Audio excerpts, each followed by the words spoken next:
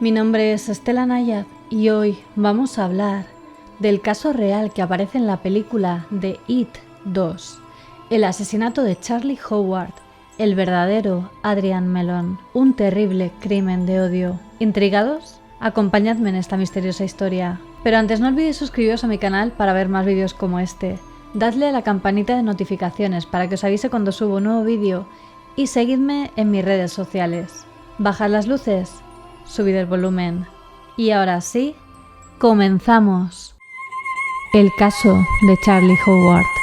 La historia real de It 2, el verdadero Adrian Mellon. Si habéis visto la segunda parte de It, en este vídeo descubriréis la verdadera historia de Adrian Mellon. Y los que no la hayáis visto, bueno, pienso que la historia os va a parecer igualmente relevante. Los que sí habéis visto la película, o habéis leído el libro, recordaréis una escena inicial en la que una pareja de chicos gays reciben una brutal paliza a la salida de una feria, resultando en la muerte de uno de ellos, Adrian Mellon. Pero cuando Stephen King estaba escribiendo su libro de It, basó ese personaje en una persona real, Charlie Howard, un suceso que había tenido lugar en Maine mientras él desarrollaba la novela. Le resultó tan impactante que decidió plasmarlo en su libro y consecuentemente sería la escena de apertura de la segunda parte de la película It, estrenada en 2019. Como estamos en el mes del orgullo LGBT, me ha parecido importante contar la historia de Charlie Howard, asesinado únicamente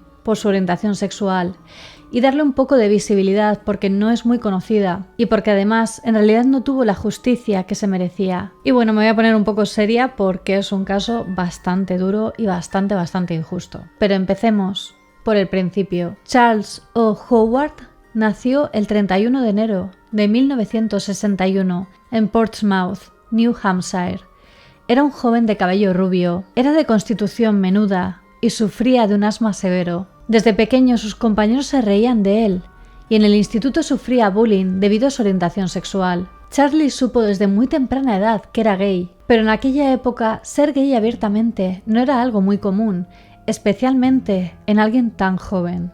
También le gustaba llevar prendas femeninas, en ocasiones llevaba bolsos y tacones y estaba muy contento con quien era. Le gustaba dibujar y hacer diseños de ropa y sus amigos pensaban que cuando creciera sería un diseñador de moda. Pero por desgracia ni siquiera acudió a su graduación, para que su familia no tuviera que ver las burlas que sufría constantemente. Todo esto le afectó a su rendimiento y sacaba malas notas, por lo que no consideró como opción ir a la universidad.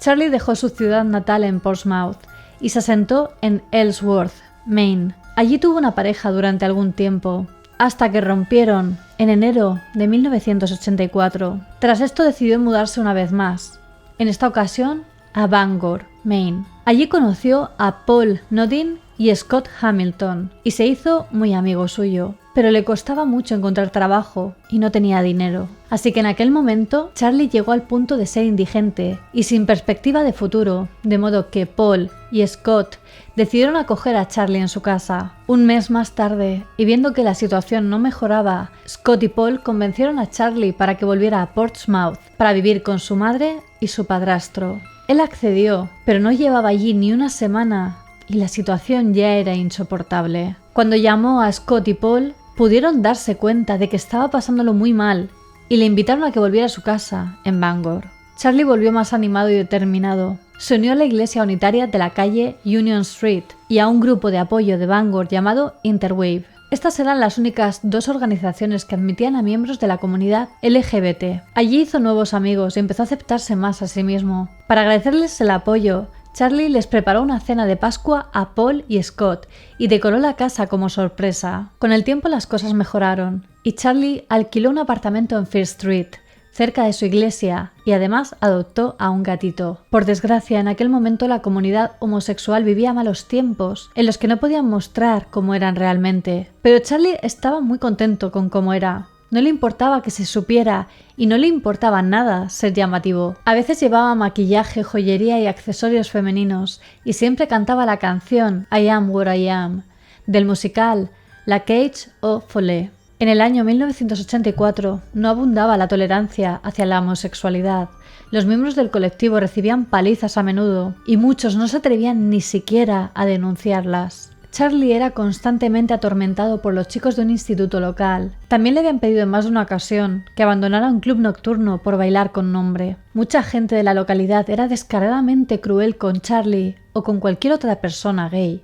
Y Charlie, cada vez que le gritaban insultos por la calle, se volvía y les lanzaba un beso. En una ocasión fue abordado por una mujer en un supermercado local que comenzó a gritarle que era un pervertido y otra serie de cosas terribles. Charlie se asustó y decidió irse de allí, pero mientras se marchaba se quedó parado, se dio la vuelta y le lanzó un beso. Tras el incidente, era mucho más receloso con los desconocidos. Pero el acoso no terminó. Mientras salía de su apartamento un día, se encontró a su gatito muerto en las escaleras. Alguien lo había estrangulado. El sábado 7 de julio de 1984, Charlie fue a una cena del grupo de Interwave y abandonó la fiesta sobre las 10 de la noche, con su novio, Roy Ogden. De camino a casa decidió pasar por la oficina de correos a recoger su correspondencia. Mientras Charlie y Roy caminaban por State Street y pasaban el puente de Kenduskeag River, un coche lleno de adolescentes empezó a reducir la velocidad. Dentro del coche estaban Sean Mowbray,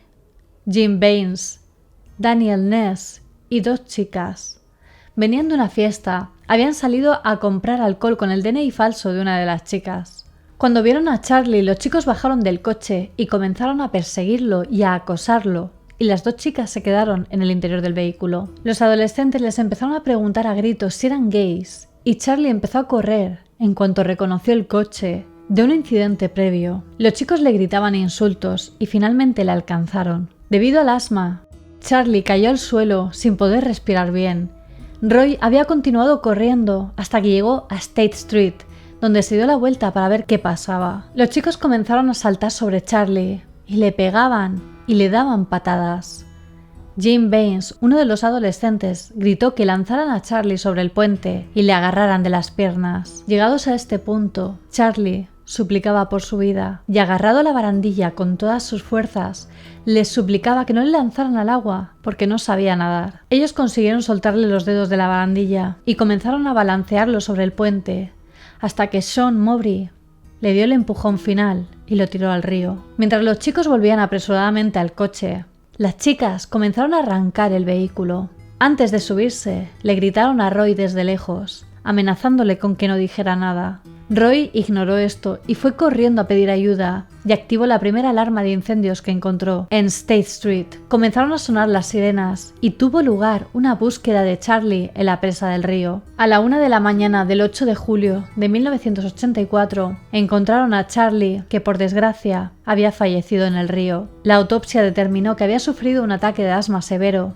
y que por ese motivo se había ahogado. Mientras tanto, los adolescentes habían vuelto a la fiesta y alardeaban de lo que habían hecho. Al día siguiente, uno de los chicos se entregó tras descubrir que Charlie había muerto. Las chicas también acudieron a la policía y contaron todo lo sucedido. Pero los otros 2 chicos decidieron darse la fuga en un tren de cargamento, pero luego recapacitaron y decidieron volver a casa, donde fueron arrestados. Mandaron a los chicos a la cárcel del condado de Hancock y posteriormente los liberaron bajo la custodia de sus padres. El juicio inició el 9 de julio de 1984 y esa misma noche, a las puertas de la estación de policía, se reunieron 200 personas con velas y realizaron una vigilia para Charlie Howard. La misa para Charlie tuvo lugar en la iglesia que tanto había frecuentado y donde había hecho tantos amigos. Tras el funeral, su familia fue al puente donde había sido asesinado y lanzaron flores al agua. Desde entonces, cada año hay personas que hacen esto en honor a Charlie. Cuando les preguntaron a los atacantes que por qué lo habían hecho, dijeron que un par de días antes del suceso se había encontrado a Charlie y que él les había hecho algún tipo de proposición indecente de índole sexual, pero era evidente que estaban mintiendo para evadir la culpa. Después de esto, admitieron que lo hicieron porque querían pegarle una paliza a alguien gay, algo que reconocieron haber hecho con anterioridad, pero la respuesta de la mayoría de la comunidad ante el suceso tampoco fue la mejor. En lugar de impactarse por lo sucedido, la mayoría creían que fue culpa de Charlie por no ocultar que era gay y que debía de haberlo disimulado mejor. Además pensaban que los chicos eran muy jóvenes y debían de ser exculpados. Sean Mowbray tenía 16 años, Jim Baines tenía 15 años y Daniel Ness tenía 17 años en el momento del incidente. La acusación quería que los chicos fueran juzgados como adultos debido a la gravedad del ataque y querían establecer un precedente contra los delitos de odio. El abogado de la acusación, James Tierney, dijo: «Quiero que entiendan que Charlie Howard tenía una madre, una familia y amigos que quedaron destrozados por su pérdida, como cualquiera de nosotros lo estaríamos si algún ser querido hubiera sido asesinado». La audiencia tuvo lugar el 18 de septiembre de 1984, en la que el juez tenía que determinar si los chicos serían juzgados como adultos o como menores. Declararon médicos, policías, testigos y psicólogos, y tras 2 días, el juez tomó una decisión. Dijo: «Encuentro que la ofensa cometida fue realizada de una manera violenta, agresiva y determinada. No encuentro nada en el registro de esta ofensa que indique que ninguno de los 3 tenía un historial previo, registro, actitud emocional o un patrón que pudiera dictar que debieran de ser juzgados como adultos». De modo que, a pesar de la gravedad de los hechos, de lo terrible del asesinato, consideraba que debían de ser juzgados como menores. Y por si fuera poco, los cargos pasaron de ser de asesinato a homicidio imprudente. Fueron juzgados como menores. Todos se declararon culpables de homicidio involuntario y fueron condenados el 1 de octubre de 1984. ¿Y cuál es la condena por un crimen de odio que acabó en asesinato? Pues en este caso, estar en un centro de menores hasta los 21 años como máximo. Jim Baines fue liberado tras cumplir solo 2 años y Sean Mowbray después de 22 meses. No hay registros de cuánto tiempo estuvo Daniel Ness encerrado, pero probablemente sería un periodo similar de tiempo. Charlie Howard fue enterrado en el cementerio Orchard Grove en Kittery, Maine, en una tumba sin nombre para que no fuera vandalizada. Uno de sus profesores dijo tras su muerte: «Era un bello y menudo hombrecito rubio. Era muy cariñoso y nunca se enfadaba. Tenía mucho potencial. Le gustaba tomar riesgos y era un pionero. Ni siquiera fue a su propia graduación o baile de fin de curso, porque su familia temía por su seguridad. Su tumba está sin marcar por miedo a las represalias en aquel momento. Creo que si hubiera vivido, hubiera sido un gran defensor y líder. Es una pena que esto no haya sido posible». 25 años más tarde, el periódico The Bangor Daily News intentó localizar a Sean Mowbray, Jim Baines y Daniel Ness, los cuales ya eran hombres de mediana edad, para ver su opinión actual sobre lo sucedido. No consiguieron localizar a Sean Mowbray ni a Daniel Ness, pero sí que encontraron a Jim Baines, el cual seguía viviendo y trabajando en Bangor. Tras su liberación, daba charlas sobre tolerancia a los estudiantes locales y se dirigió a la legislación del estado de Maine, pidiendo apoyo para una propuesta legislativa para prohibir la discriminación basada en la orientación sexual. Además, fue el coautor del libro Penitence, publicado junto a Ed Armstrong en 1994,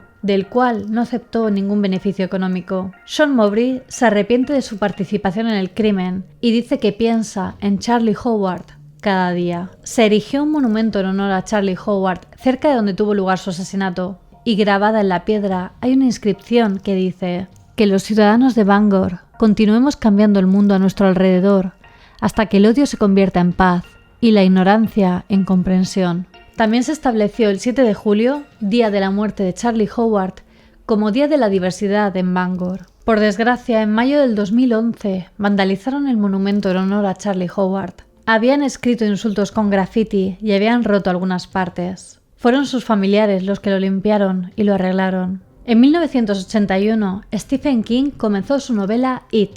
Durante el proceso de escritura, sucedió el caso de Charlie Howard y quedó impactado con el suceso, por lo que decidió plasmarlo en la novela. Stephen King dijo sobre el caso: «En el momento en el que comencé a escribir It, acababa de suceder el asesinato de Charlie Howard. Lo tenía muy reciente en mi mente y encajaba con la idea de Derry como un lugar donde sucedían cosas terribles. Y aunque resulte evidente, estaba indignado. Fue un crimen de odio». Creo que la muerte de Charlie Howard impactó a la gente del área de Bangor y les abrió los ojos de su autocomplacencia sobre temas de preferencias sexuales y prejuicios. A mí me los abrió. Es fácil ver lo sucedido como un crimen estúpido, un tipo de accidente criminal, incitado por el alcohol, una novatada que se les fue de las manos, quizá demasiado fácil. Como consecuencia de la muerte de este inofensivo joven, la comunidad pasó por un periodo de autoanálisis que no ha terminado a día de hoy. Esto me sugiere que algo bueno salió de la muerte de Charlie Howard, pero cuando vuelvo a pensar en ello, todavía me encuentro abrumado con sentimientos de tristeza y vergüenza. No me siento exactamente responsable y no se lo echo en cuenta a la comunidad, pero es nuestro pueblo, vivimos aquí, lo que quiere decir que tenemos que vivir con Charlie y tenemos que seguir intentando hacer las cosas bien. En el libro, el cual fue finalmente publicado en 1986, Charlie Howard está representado con el personaje de Adrian Mellon, el cual es lanzado por un puente al río Kentucky por un grupo de jóvenes homofóbicos. Pero en este caso, Pennywise, el payaso asesino, lo encuentra en el río y es él quien lo asesina. En el año 2019 se estrenó la segunda parte de la última adaptación cinematográfica de It, y el film comienza con esta escena. La verdad es que la primera vez que vi la escena me quedé un poco descolocada. Y creo que dije algo como, ¡qué gratuito!, ¿no? Realmente, a pesar de ser una película de terror, se me hizo algo cruda esa escena en particular. Cuando descubrí que se trataba de un caso real, me encajó todo y entendí que eso era precisamente lo que Stephen King quería, que se nos quedara mal cuerpo con esa escena, que dejara mella. En cierto modo me recuerda al caso de Sophie Lancaster, por la crudeza y el tipo de crimen de odio. Es importante darle visibilidad a estos casos y que se conozcan las terribles historias que han tenido que vivir personas dentro de la comunidad LGBT, simplemente por su orientación sexual. Algo que no afecta a absolutamente nadie más que a ellos mismos, algo que jamás dañará a otra persona. Me desconcertó mucho también el descubrir que el monumento a Charlie Howard había sido vandalizado nada más y nada menos que en el 2011, hace solo 10 años. Esto solo quiere decir que, por desgracia, aún queda mucho trabajo que hacer. Y bueno, hasta aquí el caso. ¿Y vosotros qué pensáis? ¿Fueron justas las sentencias? Decídmelo en los comentarios. Quería agradecer a mis mecenas de Patreon por todo el apoyo que me brindan. Sin vosotros no sería posible. Si vosotros también queréis apoyarme, os dejo el link a Patreon en la descripción, donde también podréis ver los beneficios de cada nivel. Y quería hacer una mención especial a los miembros de la Orden del Dragón. África C, Alejandro Rebón Portillo, Jan Curray, Niki Azócar Duarte, Lucy y Saray López. Muchísimas gracias por vuestro apoyo y por ayudarme a seguir creando estos vídeos. Como siempre, me ayuda mucho que si os ha gustado el vídeo lo compartáis en vuestras redes sociales.